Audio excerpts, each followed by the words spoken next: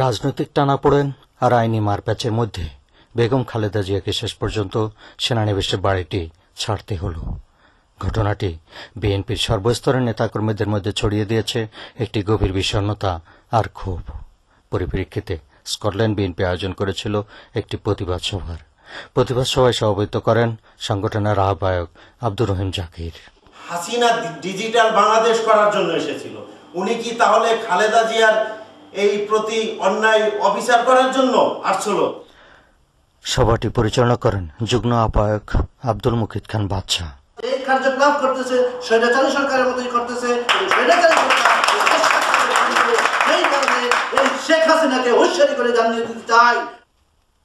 বাড়ি ছাড়ার এই ঘটনাটিকে বর্তমান সভ্যতার অন্তরায় আখ্যা দিয়ে সংগঠনের প্রধান উপদেষ্টা আব্দুল মুক্তাদির চৌধুরী বলেন যে খালেদা জিয়াকে গড় ছাড়া করছে, ভবিষ্যতে দেশ ছাড়া আরো ষড়যন্ত্র হয়তো করতেছে, দেশ ছাড়া ষড়যন্ত্র।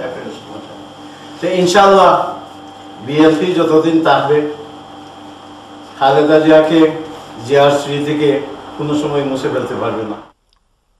আরও বক্তব্য রাখেন যথাক্রমে খন্দকার জাহাঙ্গীর আলম, অ্যাডভোকেট মোস্তফা এবং মোহাম্মদ জাহাঙ্গীর আলম সহ সংগঠনের অন্যান্য সদস্যবৃন্দ।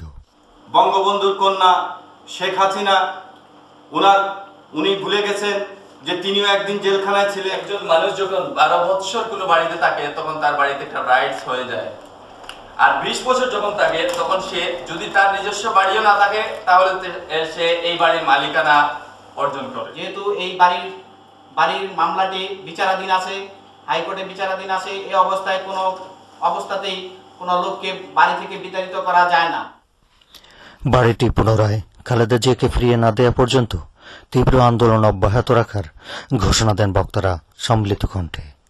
Humayun Kabir, Bangla TV, Edinburgh, Scotland.